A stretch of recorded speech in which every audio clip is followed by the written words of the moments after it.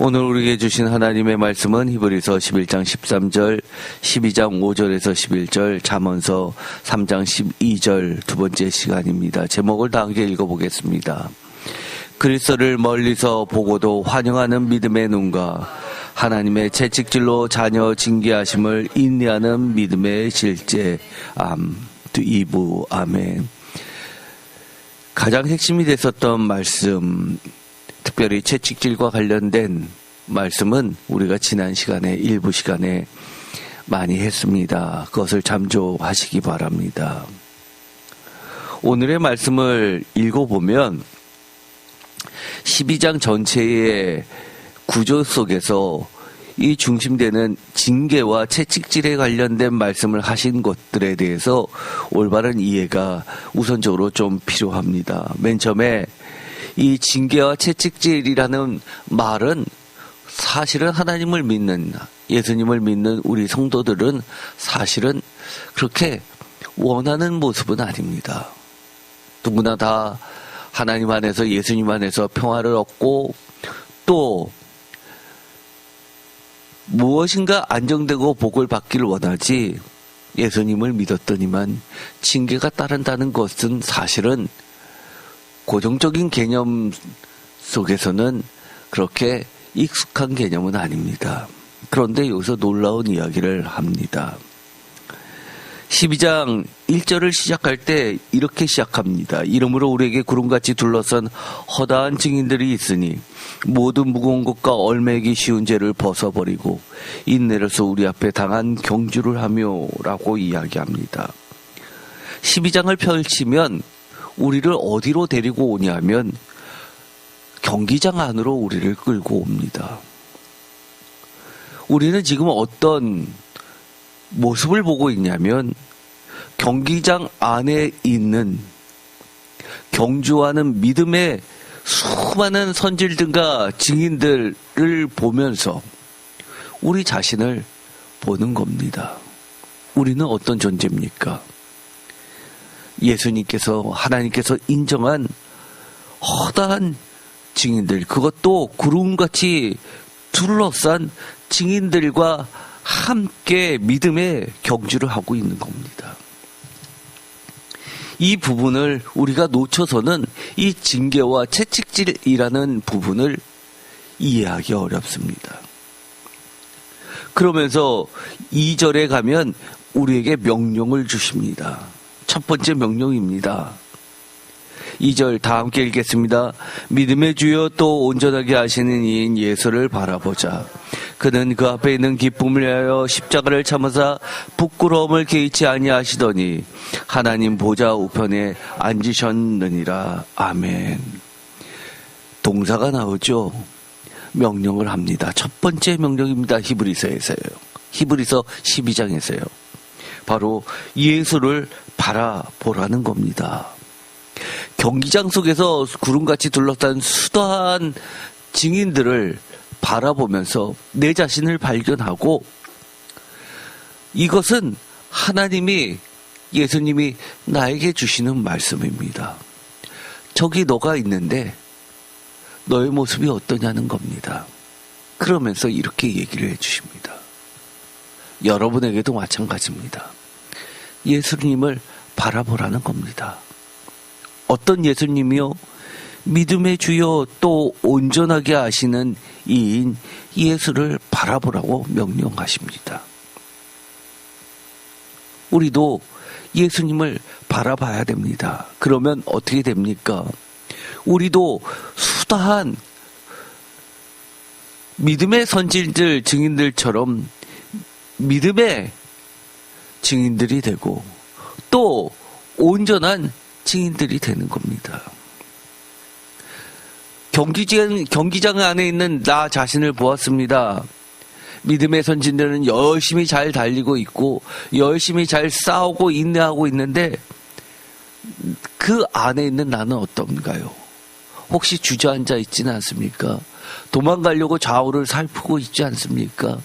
그런데 예수를 바라봤더니만 달라지는 모습이 있다는 겁니다. 그리고 나서 3절에 다시 한번 동사를 통해서 명령을 내리십니다. 3절을 다 같이 읽겠습니다. 너희가 피곤하여 낙심하지 않기 위하여 죄인들이 이같이 자기에게 고약한 일을 참으신 일을 생각하라. 두 번째 명령은 생각하라입니다. 어떤 것을 생각하라라고 하느냐 하면 예수를 참으시니 예수를 생각하라는데 이 생각은 사실은 깊이 계산하라라는 원어를 가지고 있습니다. 다른 말로 이야기하면 다시 한번 생각하라, 논리적으로 따져보아라, 계산하여 보라라는 뜻입니다. 원문은 아나로기스 사스테라는 단어를 쓰고 있습니다. 그런데 이 아나라는 것은 다시 또는 위로라는 뜻입니다. 위 또는 다시, 즉 하늘로부터라는 그런 의미도 있고 또는 다시라는 뜻도 있습니다. 그리고 로기 사스테라는 말은 어원이 로고스입니다. 즉 로고스가 뭡니까? 원리, 논리 이런 뜻 아닙니까? 기준, 계산하고 생각하고 따져보는 겁니다.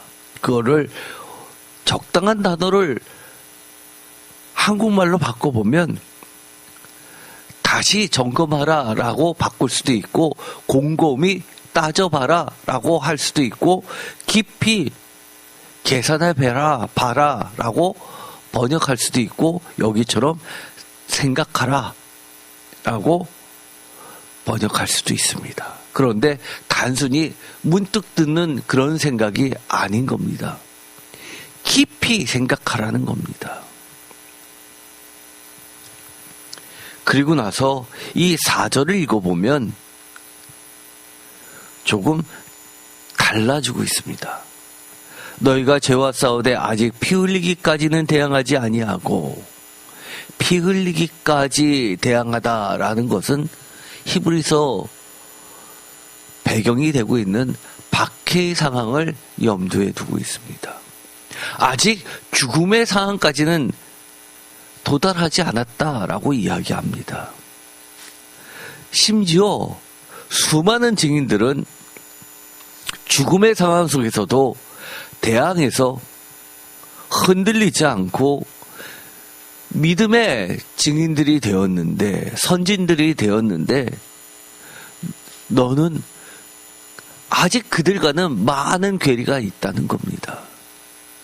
그러면서 우리를 어디까지 끌고 있냐 하면 믿음의 선진들의 온전한 믿음까지 우리를 예수님의 그 능력으로 이끌고 있는 겁니다.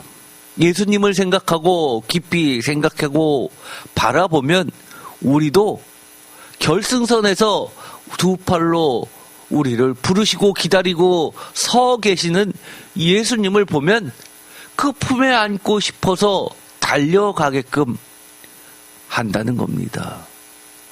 그래서 3절에 보면 이렇게 이야기를 하는 겁니다. 너희가 피곤하여 낙심하지 않기 위하여.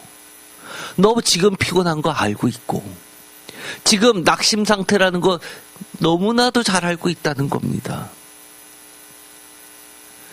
그런 피곤과 낙심 가운데서 너를 다시 일으켜 세우면서 온전한 경주를 할 수 있게끔 달리게끔 그렇게 부르고 계신 예수님을 보라는 겁니다. 주목하여 보고 예수님을 깊이 생각해보고 도대체 나는 이 자리에 있는데 저 끝까지 가신 예수님은 어떻게 저 자리에 도달했는지를 생각해보라는 겁니다.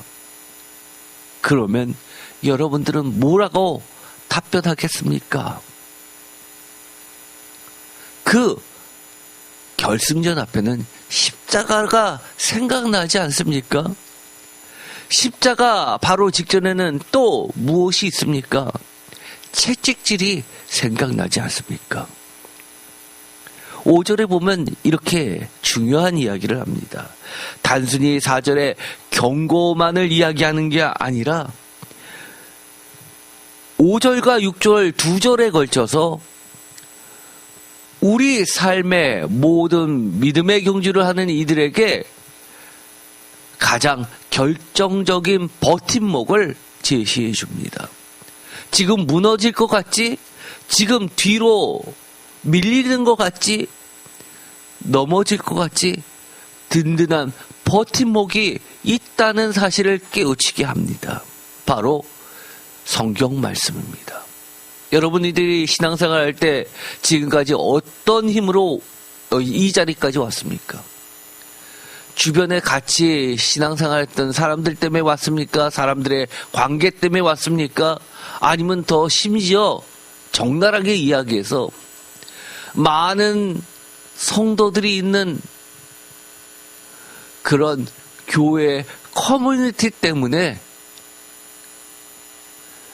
그런저런 포기하지 않고 왔습니까? 자녀들 결혼식 되면 사람들이 필요했고, 장례식 때 되면 또 동원되는 인원들이 필요했고, 내가 힘들 때는 그래도 힘내세요, 함께 기도할게요, 위로해주는 그런 사람들이 따뜻한 그 한마디가 좋아서 지금까지 왔습니까? 아니면 그것보다도 더 근본적인 이유, 하나님의 말씀 때문에 참아왔고, 하나님의 말씀 때문에 외로워도 힘을 냈고, 하나님의 말씀 때문에 버티고 인내하고 지금까지 달려왔습니까? 히브리서 기자는 우리에게 이렇게 이야기합니다. 성경 말씀을 제시해 주면서 예수님도 성경 말씀을 기초로 그렇게 십자가의 자리까지, 그리고 부활과 영광과 하나님의 우편의 자리까지, 온전하게 되신 주님의 자리까지 가게 됐다고 우리에게 가르쳐 주는 겁니다.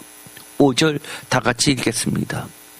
또 아들들에게 권하는 것 같이 너에게 권면하신 말씀도 잊었도다. 일러스되 내 아들아 주의 징계하심을 경히 여기지 말며 그에게 꾸지람을 받을 때 낙심하지 말라. 주께서 그 사랑하시는 자를 징계하시고 그가 받아들이시는 아들마다 책짓질 하심이라 하였으니. 아멘. 이 5절과 6절은 그 뒤에 나오는 계속되는 말씀과 약간 차이가 있습니다. 다 같은 징계에 대해서 계속해서 이야기를 하지만 5절과 6절은 집중적으로 하나님의 말씀에 집중되어 있습니다.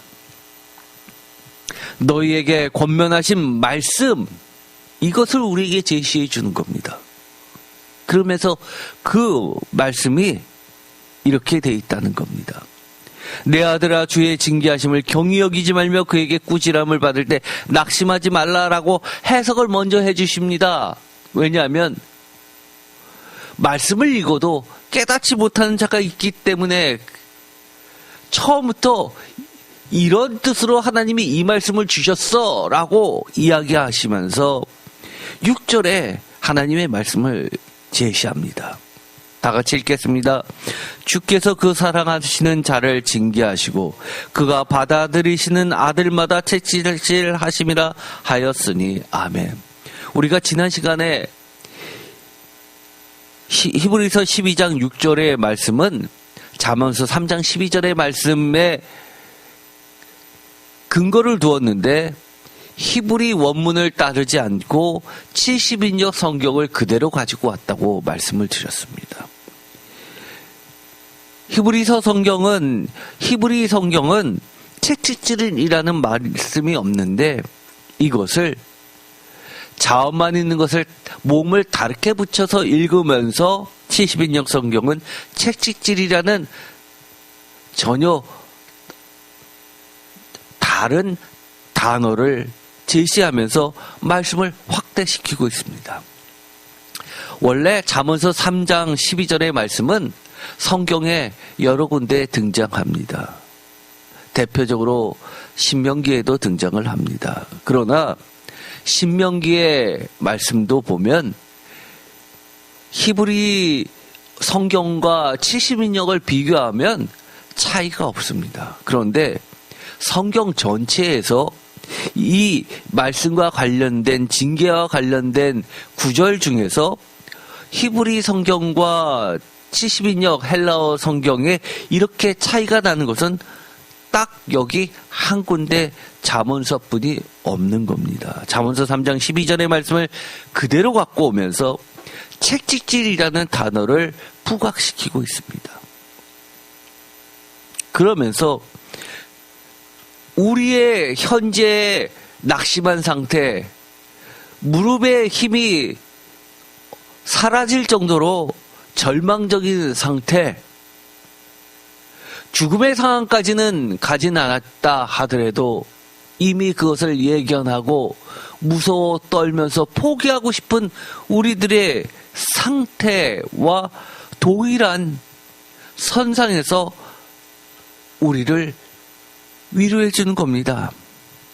너가 겪는 이 고통, 상황, 이것은 주님이 겪으셨던 채찍질과 십자가와 같은 것이라는 겁니다.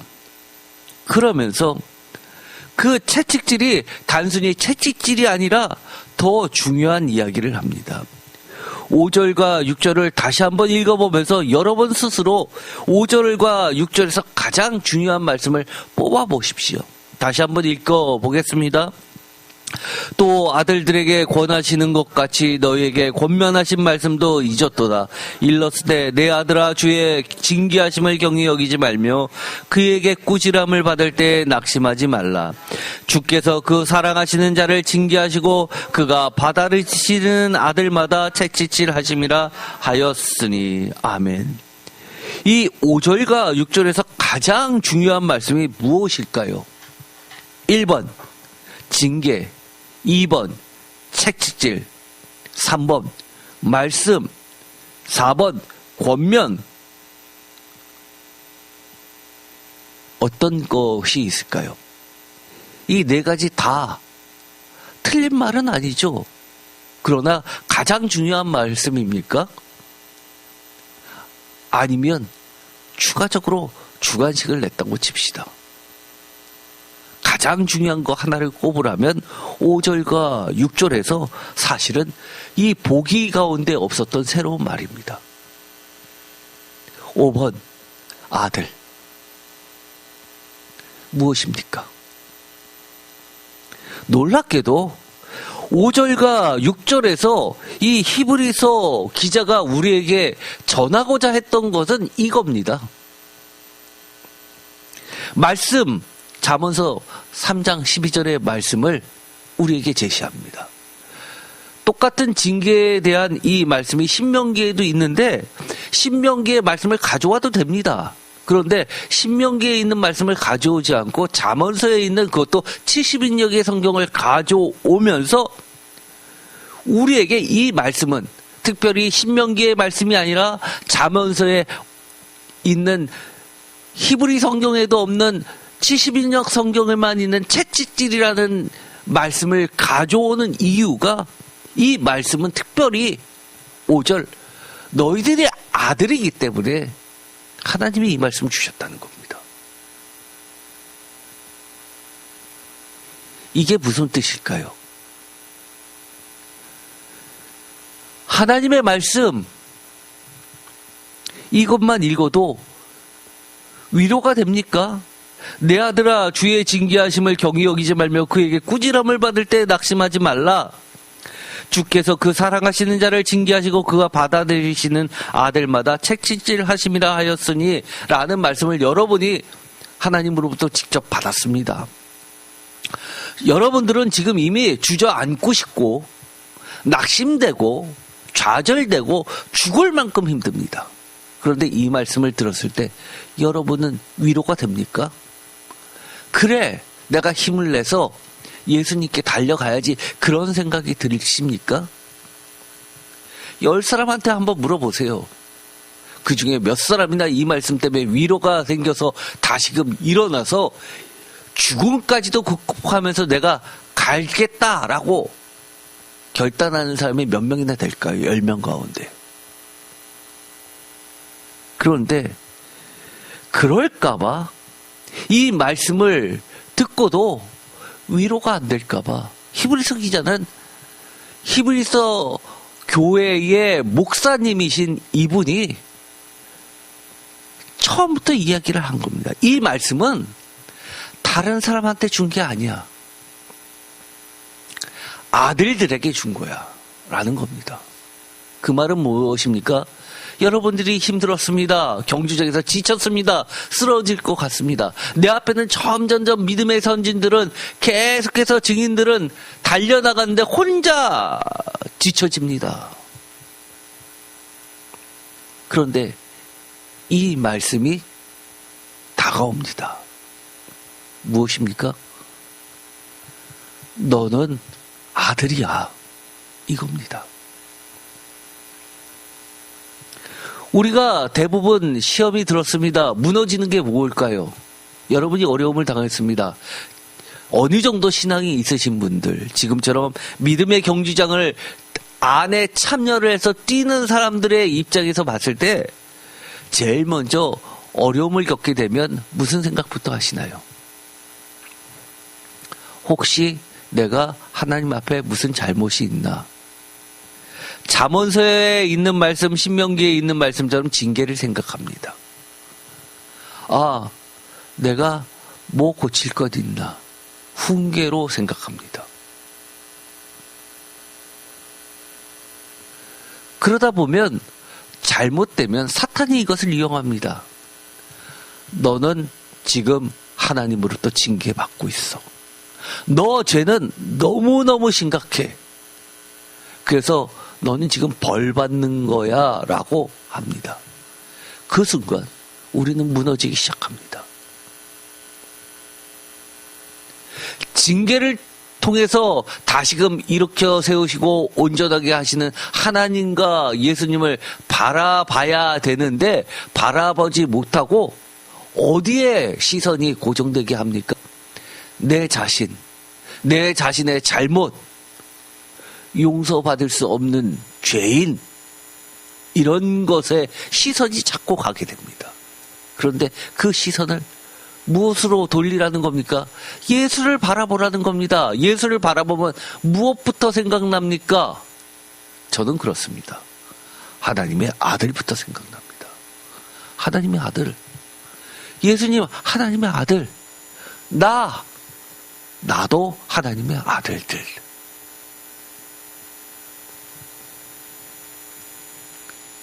저기 아버지가 나를 기다리고 있습니다. 그러면 아버지 품으로 가야죠.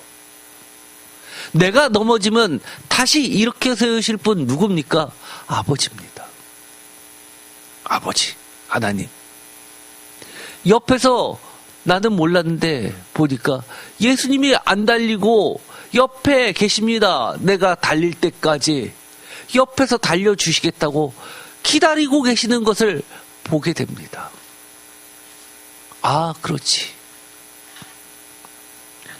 지금은 내가 징계받는 것 같고 힘들고 물론 내 안에 잘못도 있지만 더 중요한 것, 그 모든 것을 뛰어넘으신 하나님의 사랑하심이 있구나. 나를 아들로 받아들이시고 또 아들을 맞이하시기에 기다리고 계시다는 것을 보게 하는 겁니다. 이것이 중요한 겁니다. 이 말씀은 누구에게 주신 겁니까? 아들에게 줬다는 겁니다. 그 얘기는 나는 이미 하나님의 아들이라는 겁니다. 그러면서 이 징계를 받는 것, 채찍질을 받는 것, 이것에 대해서 풀이를 해줍니다. 7절 다 같이 읽겠습니다. 너희가 참음은 징계를 받기 위함이라. 하나님이 아들과 같이 너희를 대우하시나니 어찌 아버지가 징계하지 않는 아들이 있으리요. 징계는 다 받는 것이거늘 너희에게 없으면 사생자요 친아들이 아니니라. 아멘. 뭐라고 이야기합니까? 이것이 없으면 사생자요 친아들이 아니라고 이야기합니다. 너희들이 사생자가 아니고 친아들이기 때문에 이것을 하나님이 허락하셨다는 겁니다. 왜요? 무엇 때문에요? 징계 싫은데요? 첫 번째, 너희를 아들로 대우하시기 때문에 그렇다는 겁니다. 또 있습니다. 9절에 또라고 이야기합니다. 9절 다 같이 읽겠습니다. 또 우리 육신의 아버지가 우리를 징계하여도 공경하였거든 하물며 모든 영의 아버지께 더욱 복종하며 살려하지 않겠느냐. 그들은 잠시 자기의 뜻대로 우리를 징계하였거니와 오직 하나님은 우리의 유익을 위하여 그의 거룩하심에 참여하게 하시느니라. 아멘. 바로 이 점이 하나님께서 우리에게 징계를 허락하신 목적이라는 겁니다. 징계를 허락하신 이유, 이것을 징계를 허락이라는 말 대신 징계라고 이야기합니다. 뭐라고요? 10절. 오직 하나님은 다 같이 읽겠습니다. 우리의 유익을 위하여 그의 거룩하심에 참여하게 하시느니라. 아멘.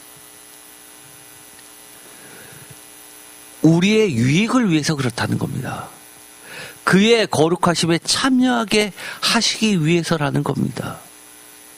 그래서 10절에 그들은 잠시 자기의 뜻대로 우리를 징계하였거니와 라고 하면서 지금 현재 내가 겪고 있는 이 징계는, 채찍질은, 하나님으로부터 왔던 이 모든 것은 사실은 육신의 아버지와는 질적으로 다르다는 겁니다.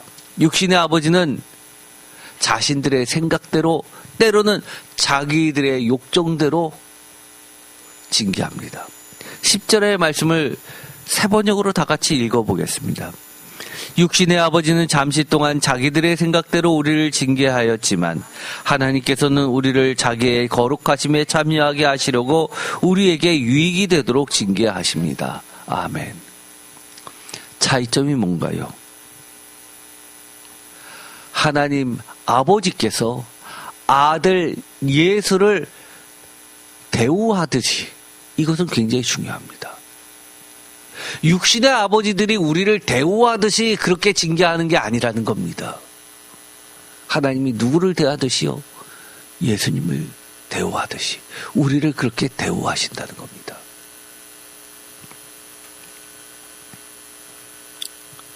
우리가 질 것 같습니까? 완전히 없어질 것 같습니까? 사라질 것 같습니까? 완전히 망할 것 같습니까? 절대 하나님 그렇게 놔두시지 않습니다. 무엇으로 알아요? 여러분, 무엇으로 그것을 확신할 수 있습니까? 저는 그렇게 이야기합니다. 예수님 바라보세요. 예수님 보세요. 하나님이 예수님을 망하게 하셨습니까? 가장 높은 곳에 올려놓으셨습니다. 그렇기 때문에 그것은 예수님처럼 죽어서만의 문제입니까? 아니요. 예수님은 지금 살아계셔서, 살아서 우리를 이끌고 계십니다. 우리가 이 땅에서 누구처럼 살기를 원하세요? 예수님은요? 모두 예수님의 영광처럼 살기를 원하시는 겁니다. 그래서 십자가 지신 겁니다. 우리 모두가 죽어서 십자가를 지고 사라지는 것, 세상 사람들의 눈에는 졌다, 완패했다라고 할지 모르지만 예수님과 하나님의 시각에서는 완패 아닙니다. 완승입니다. 그러면 우리가 다 그처럼 세상 사람들의 완패라는 시각 속처럼 그렇게 모두 사라져야 됩니까? 아니요. 하나님은 한 예표로서 아들 예수를 우리에게 보여주신 겁니다. 세상 사람들이 완패라고 생각하는 그 가운데도 완승이라는 것을 증명해 주셨듯이 우리가 살아있을 때도 하나님은 완성하게 해주십니다. 걱정하지 마세요. 우리가 해야 될 건 무엇입니까? 어떻게 하면 이길까를 생각하지 마시고 하나님이 우리에게 부탁하신 것 두 가지 있습니다. 예수 바라봐야죠. 두 번째, 깊이 따져봐야 됩니다. 다시금 계산해 봐야 됩니다. 처음에 생각했는데 이것이었는데 우리가 말씀을 읽고 묵상하면서 계속해서 다시 거듭 하나님의 말씀을 깊이 생각해 봐야 됩니다. 그러면 어떤 결론에 도달하게 됩니까? 아, 잠시구나. 우리의 유익이 있구나. 그의 거룩하심에 참여하게 되는구나. 11절, 하나님은 우리의 안타까움을 모르실 것 같습니까? 11절 이렇게 이야기합니다. 다 같이 읽겠습니다. 무릇 징계가 당시에는 즐거워 보이지 않고 슬퍼 보이나 후에 그로 말미암아 연단받는 자들은 의와 평강의 열매를 맺느니라. 아멘. 하나님이 모르실 것 같아요? 즐거워 보이지 않고 슬퍼 보이는 거 모르실 것 같습니까? 다 아십니다. 그럼에도 불구하고 그 후에 그로 말미암아 연단받는 자들은 의와 평강의 열매를 맺는다는 것을 너무나 분명하게 알고 계시기 때문에 우리에게 그렇게 유익을 위해서 하시는 겁니다. 그러므로 라고 12절과 13절을 이야기하십니다. 12절 다 같이 읽겠습니다. 그러므로 피곤한 손과 연약한 무릎을 일으켜 세우고 너희 발을 위하여 곧은 길을 만들어 저는 다리로 하여금 어그러지지 않고 고침을 받게 하라. 아멘. 새 번역으로도 읽어보겠습니다. 다 같이 읽겠습니다. 그러므로 여러분은 나른한 손과 힘 빠진 무릎을 일으켜 세우고 똑바로 걸으십시오. 그래서 절름거리는 다리로 하여금 삐지 않게 하고 오히려 낫게 하십시오. 아멘. 우리는 지금 똑바로 걷는다고 생각할 수 있습니다. 그러나 하나님 앞에서는, 예수님 앞에서는 우리가 현재 절름거리일 수 있습니다. 그런데 예수님을 바라보고 말씀에 의지하고 말씀을 믿고 깊이 따져보고 깊이 생각하고 내가 아들이기 때문에 내가 이 고통을 참아야지만 아들 됩니까? 만약에 여러분이 그렇게 지금까지 설교 말씀을 듣고 이해했다면 완전히 다르게 잘못 들으신 겁니다. 이 히브리서 기자는 우리에게 이야기해 주는 것은 하나님의 음성입니다. 뭐라고요? 이런 과정을 겪어야지만 그 결론적으로 여기에 도달한다라고 이야기하는 것이 아닙니다. 거꾸로입니다. 너희들은 이미 아들이기 때문에 이 과정을 지나가야지 된다라고 이야기하는 겁니다. 내가 이런저런 거 마치 1학년이 2학년 되고 2학년이 3학년 되고 과정을 겪어야지만 아들의 위치에 도달해서 상급받는 것처럼 생각하면 안 된다는 겁니다. 아들이기 때문에 학교도 보냈다는 겁니다. 이것이 하나님의 시각과 세상 사람들의 기준하고 틀린 겁니다. 세상의 모든 종교들은 다 공통적으로 수행론이라는 게 있습니다. 고행론. 고행을 통해서 수련을 해서 나의 잘못된 것을 없애버리고 그렇게 해서 어느 정도 성숙하고 단계에 다다르는 이야기를 합니다. 모든 본질은 하나입니다. 고행도 내가 선택합니다. 내가 피할 수도 있습니다. 수련도 내가 하는 겁니다. 목표도 내가 달성하는 겁니다. 그것이 수행론입니다. 그래서 구원은 나로부터 시작된다고 이야기합니다. 그러나 하나님은 그렇게 이야기하지 않습니다. 거꾸로입니다. 니네들이 생각하기에 징계를 하는 것, 슬퍼 보이는 것, 이것도 내가 줬다. 왜? 너희들은 아들이기 때문에 라고 이야기하는 겁니다. 구원 이미 내가 허락해 주었다. 영광 이미 내가 너한테 예배해 놨다. 이제 그것을 누리기만 하면 된다라고 이야기해 주는 겁니다. 이 고행을 겪어야지만 그 결과적으로 상급으로 아들을 얻는 게 아니라 아들이라는 것을 전제하고 시작하시는 겁니다. 그래서 절대적 타자에 의한 예수 그리스도와 하나님과 십자가와 은혜로 구원받는다고 이야기합니다. 그러면서 나른한 손과 힘 빠진 무릎을 일으켜 세워주십니다. 똑바로 걸으라고 이야기합니다.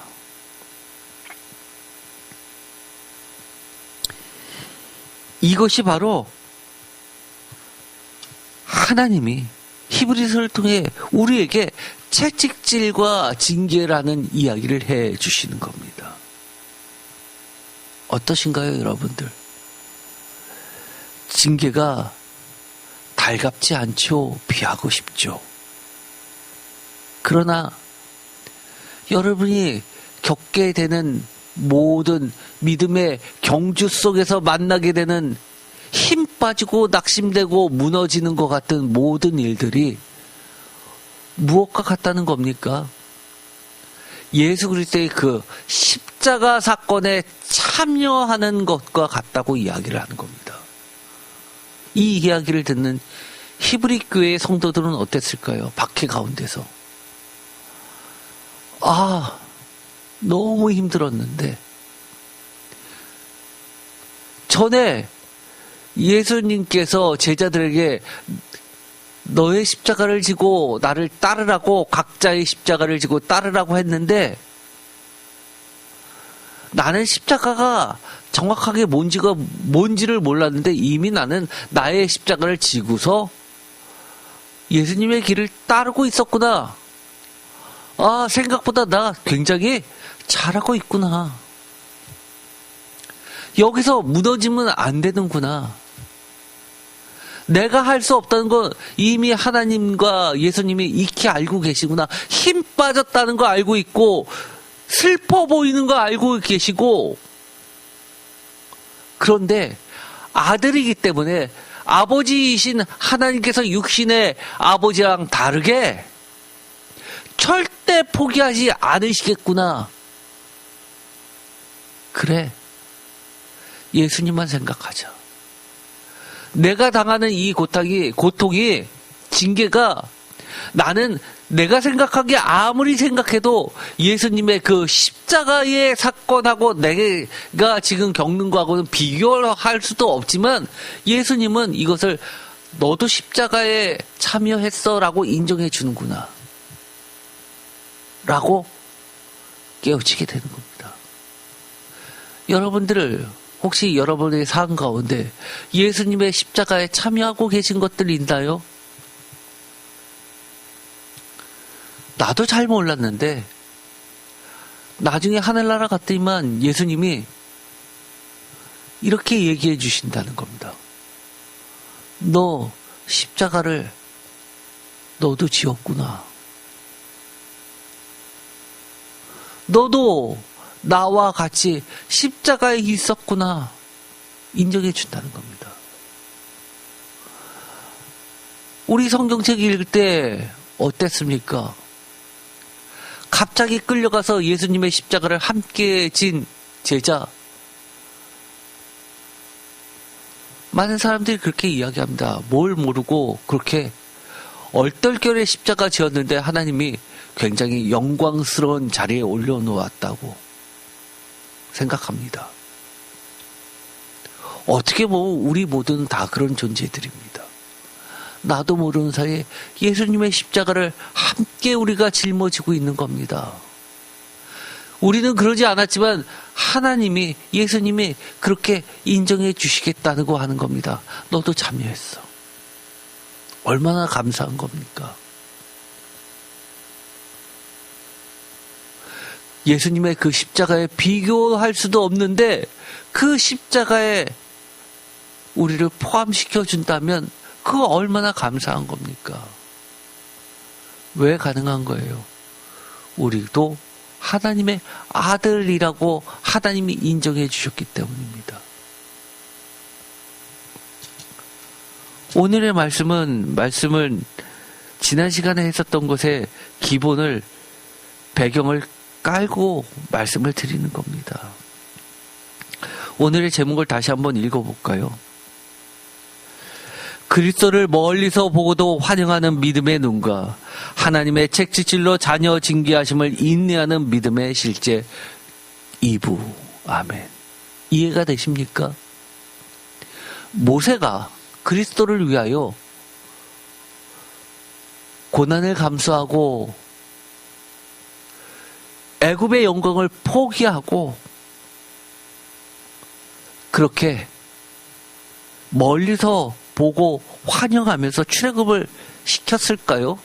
저는 솔직히 그 말씀을 다시 봐도 모세가 스스로 나는 예수님을 위하여 이것을 감당해야지 하면서 했을 것 같지가 않습니다. 여러분은 안 그렇게 생각하세요? 그런데 하나님은 어떻게 이야기하시는 겁니까? 그랬다는 겁니다. 하나님이 그렇게 생각하시면 그런 거죠. 예수님이 그렇게 인정해 주시면 인정되는 겁니다. 우리도 그리스도를 멀리서 보고도 환영하는 믿음의 눈과 하나님의 책찍질로 자녀 징계하심을 받아들이고 인내하는 믿음이 우리 삶 가운데 실제하십니까? 저는 실제할 수 있다고, 그리고 지금도 내 삶 가운데 실제하고 있는 것들이 믿음의 눈으로 보면 많은 것 같습니다. 어떨 때는 제가 기특하기도 합니다. 돌이켜보면 내가 했어가 아니라 이런 말이 당연히 나오게 되어 있습니다.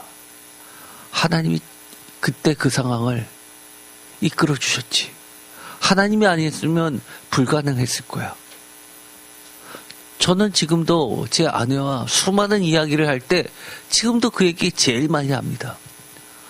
이거 하나님 아니었으면, 주님 아니었으면 불가능했는데. 그러는 시간이 지나서 쌓여서 나도 모르게 지금처럼 믿음의 경주를 하고 있는 겁니다. 여러분들, 여러분의 경주를 끝까지 완주하시기 바랍니다. 힘든 거 주님 알고 계세요. 그러나 여러분이 당하는 그 고통, 어려움, 징계, 채찍질처럼 느껴지고 슬퍼하고 낙심하고 힘이 빠지는 상황도 하나님은 어떻게 인정해 주시는 겁니까? 십자가라고 인정해 주시는 겁니다. 참여했다고 인정해 주시는 겁니다. 그러면서 이렇게 불러주십니다. 내 아들아, 내 딸들아.